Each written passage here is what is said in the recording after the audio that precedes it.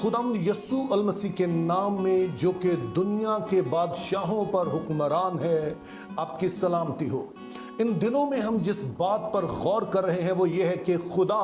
کس طرح سے اس دنیا میں کام کرتا ہے، اور ہم نے اس چیز کو دیکھا کہ خدا دراصل اپنے لوگوں کو لیتا ہے اور پھر ان کے ذریعے سے وہ اس دنیا میں وہ تمام منصوبے جو اس کے ہیں ان کو پورا کرتا ہے۔ آج کی ویڈیو بھی اسی سلسلے کی کڑی ہے، لیکن اس میں تھوڑا سا ٹوسٹ یہ ہے کہ ہم اس بات پر غور کریں گے کہ ایک ایسا شخص جو دراصل خدا کا مخالف ہے، لیکن اس کے باوجود خدا اسی کو اپنے مقاصد کے لیے کس طرح سے استعمال کرتا ہے۔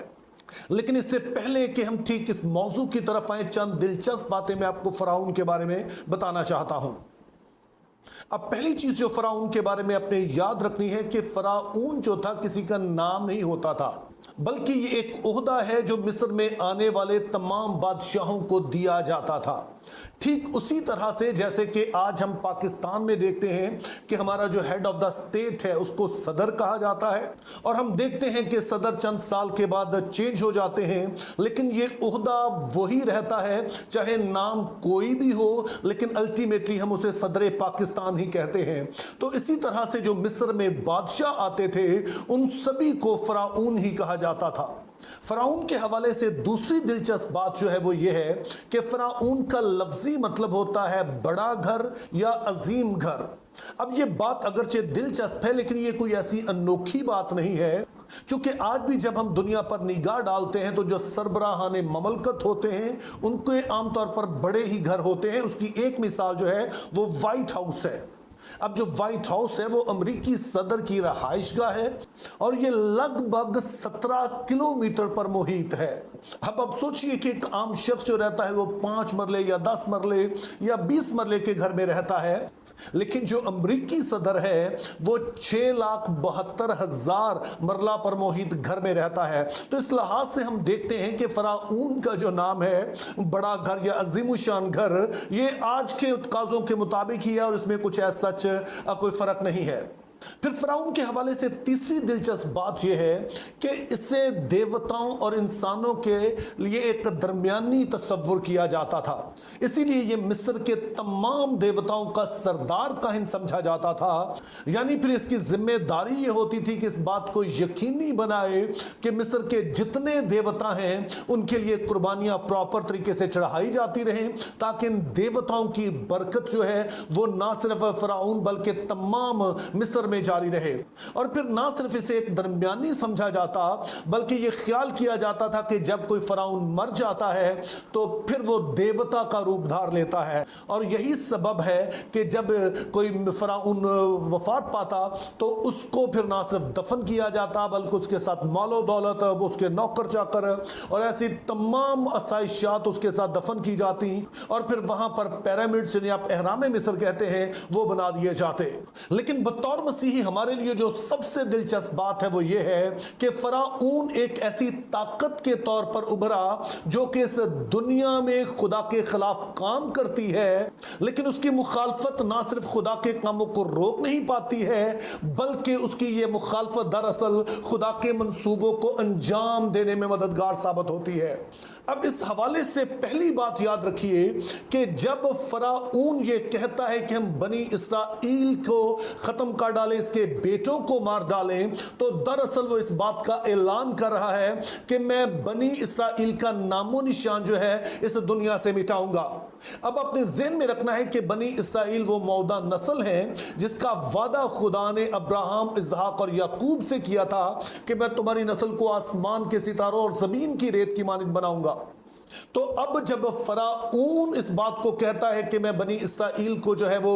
ختم کر ڈالوں، ان کے بیٹوں کو قتل کر ڈالوں تاکہ ان کی نسل ختم ہو جائے، تو پھر اس کا مطلب یہ ہے کہ وہ صرف بنی اسرائیل کی مخالفت نہیں کر رہا بلکہ وہ براہ راست خدا کی مخالفت کر رہا ہے۔ لیکن خروج کی کتاب کے پہلے باب میں ہم پڑھتے ہیں کہ جتنا زیادہ فرعون نے خدا کے لوگوں کو ستایا وہ اتنے ہی بڑھتے چلے گئے۔ لیکن اس کے علاوہ بھی فرعون کے ظلم نے بنی اسرائیل کی بڑی مدد مدد کی. چونکہ جب یہ فرعون انہیں ستانے لگا اور ان پر ظلم اس کا بد سے بدتر ہوتا گیا تو بائبل مقدس فرماتی ہے کہ وہ خدا کے حضور میں چلائے, وہ خدا سے مدد کے لیے انہوں نے پکارا, اور اس کے جواب میں بائبل مقدس کہتی ہے کہ خدا نے اپنے عہد کو جو ابراہیم کے ساتھ ہے یاد کیا تاکہ بنی اسرائیل کو چھڑائے. اب یہ بات اس لیے دلچسپ ہے چونکہ خدا نے ابراہیم سے کہا تھا کہ تیری نسل جو ہے ایسے ملک میں جائے گی جسے وہ نہیں جانتی ہے, اور پھر میں اسے 400 سال کے بعد وہاں سے نکال لاؤں گا.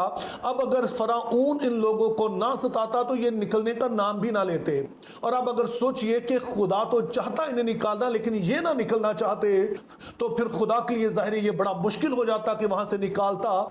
لیکن جب فرعون نے ان پر ظلم کیا اور یہ خدا سے مدد کے لیے چلائے کہ ہم یہاں سے نکلنا چاہتے ہیں تو تبھی خدا نے انہیں وہاں سے نکالا. تو یوں ہم دیکھتے ہیں کہ دراصل فرعون کا ظلم جو ہے وہ ایک وجہ بن گیا کہ خدا اپنے ان لوگوں کو مصر سے چھڑا کر لے آئے. لیکن فرعون کو خدا نے سب سے بڑھ کر اس مقصد کے لیے استعمال کیا تاکہ مصریوں, تمام دنیا اور خاص طور پر بنی اسرائیل کو دکھائے کہ دنیا کی تمام روحانی اور جسمانی طاقتیں خدا کے سامنے ہیچ ہیں اور خدا ہی سچا خدا ہے جو تمام قوت کا منبع ہے. ذرا ان آیات پر غور کیجئے جس میں خدا تعالیٰ فرعون سے یوں فرماتے ہیں,